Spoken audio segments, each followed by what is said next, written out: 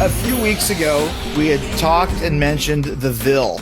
And the Ville is kind of a whimsical, mystical place. You say whimsical, that's not the first thing that it would come to my mind. Maybe shithole would be more apropos than whimsical.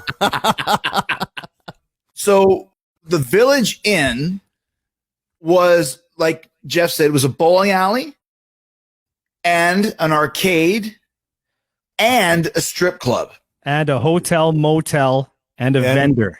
And a billiards. It was the three and Bs. A pool hall. Yeah, it was the three Bs: bowling, billiards, and boobs. Wow, good call. And a pool hall too. Wow. See, this place was like, it was like freaking the red light district in Amsterdam, all encapsulated together at the end of our street. We all bowled there as kids. Like when we had there was like a bowling outing, like some kid had a birthday party and you go bowl. We were bowling in the Ville at like 8, playing video games in the Ville at like 14. Looking at tits and drinking beer at 16. And we never stayed there. I don't think anyone's ever stayed there in the hotel motel. Have you ever seen the inside of that room? I don't think. How much did she cost? Geez. And I can almost remember the smell of it. Like, you know when they say like smell is almost, it takes you back in time? Yeah. I can remember the smell of just stale beer. Yeah. And like smokes, dirty carpet. Like, yeah. All of those things. Yeah, it was a real jump. So I remember the very first time I had enough balls to ask somebody to buy a case of beer for me and my friends. And I gave the guy my $10. It's like, what do you want? A case of blue? Wow. Quivering lip. Guy takes the money, goes inside, and I'm waiting. 5 minutes, 10 minutes, 50 minutes, 20. I'm like, fuck, did he get busted? Like, I don't know how old this guy is. I pop my head in and there's nobody in there. And the guy behind the thing's like, hey, you're not old enough. I'm just looking for my dad. Your dad's not in here. Get the hell out of here. The fucking guy took my money in the front door and just walked out the back and split. Nice. Right? Nice. $10 is $10, eh? Remember growing, like we all would grow little mustaches. You'd always be like, I'm going to the Ville tonight. I'm going to do it. And you'd often get away with it. It's pretty scary. Like if you're 15 and a half, you could get in the Ville with the right attitude and they would serve you and you'd buy a 10 or 15 cent draft and there would be a stripper in the afternoon, 2 p.m. in the afternoon. It was always happening. They were famous for having the side-by-side strip off. You'd have two girls at once and they'd be separated by a volleyball net for some reason. Like there was some legal thing you weren't allowed to have two girls on the stage at the same time, but if you had a volleyball net, somehow that was okay. And then they'd duke it out, and whoever was the hottest stripper would win the grand prize of like $100 or whatever it was. Oh my God. So I was 15. And I remember just sitting there and it's like you said, like, what do you guys want? A beer.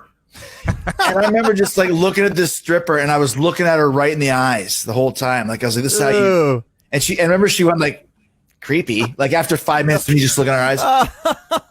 Cause you think, well, this chick's like, she loves me. She's into me, right? She's taking her clothes off. She's taking her clothes off for me. And that's what the one guy who was the DJ, DA. Ronald McDonald, Darren something or other. He was like, who wants to see her take her clothes off? And he was always on the wireless mic walking around. I remember one time there was one stripper that she was actually kind of, paying attention to me. I was like 17, 18 years old with no fucking money. Don't even have a car, sun ice jacket, shitty hair, whatever. And this is when I was going to wrestling school. She goes, what do you do? I'm a wrestler. I'm going to be training to be a wrestler. She goes, oh, I'm dating a wrestler. I'm like, what? That's when I realized, like, holy shit, she's dating a wrestler? A wrestler can pick up a girl this hot? I really want to get into wrestling now. Wow. It was wrestling or dealing cocaine. Either one would get you as many strippers as you can shake a hat at.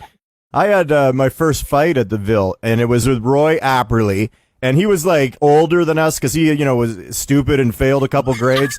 So he was driving his Pinto car, the kind that would blow up if somebody rear-ended it. He had one of those. He just looked at me and said, why are you smiling so much? What's so funny? You got a big nose. And I hated that. And I grew into my nose, by the way. I never, but you had big, I was $160, okay? I was 160 pounds. It was gorgeous. And he just kept up at me, and it was just ridiculous. Like, just F off, dude. So finally, I just had enough. Well, let's go. And I push him, and he pushes me back. And I'm just shaking, you guys, like literally shaking, right? And he comes running at me, and I pop him right in the face, and he goes down, and I run for my life. I ran all the way home. Like, I ran up the stairs, going up the Ville. I can still remember, like 17 steps, just as fast as I can. And it was like the first fight ever, because on one hand, oh, wow, you're a tough guy. And on the other hand, it's like, yeah, did you see Spivak? He punched Apperly right in the face and then ran. So that was, I was one of the toughest guys at the Ville. No one would come near me. They were so afraid of seeing my behind taking off. You were just trying to get into shape for the next fight. That's all. Last story I have about the Ville.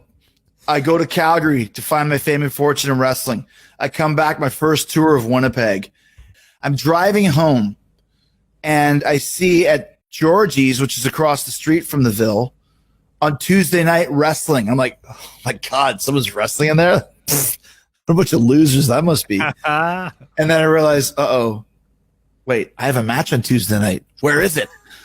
So I called the promoter. It's like, yeah, I said Georgie's. I'm like, I can't wrestle at Georgie's. Like, I grew up in that bar. It's like, you got to wrestle at Georgie's. So I wrestled at Georgie's. Henderson was there, trying to get in a fight with Bulldog Bob Brown. I saw that, yeah. And the rings in these bars would be 8x8, which is normal rings that you guys see on TV are 20x20.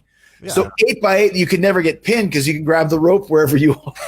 Yeah, that was the stripper stage, is what you were on. Did they have a volleyball net between you and the opponent? You show up to work and they give you one of those rugs with a lion on it. You're laying it out. You're like, what's going to happen here? For my floor dance, I got the absolute worst reputation in Winnipeg from all the local guys. Oh, Chris Jericho, he's had 7 matches. He's too good to wrestle for us. He's too good to wrestle at the Crazy Bar. I'm like, yeah, that's a reputation I'm willing to take. I will not fucking wrestle in the Crazy Bar where Ronald McDonald can go, what do you want to see? I want to see him take his body slam. Take the clothes off. Guys, thank you so much for another great show. Every Thursday at 9 p.m., the Winnipeggers. And if we ever give you money to buy us beer, please don't rip us off and run out the back door.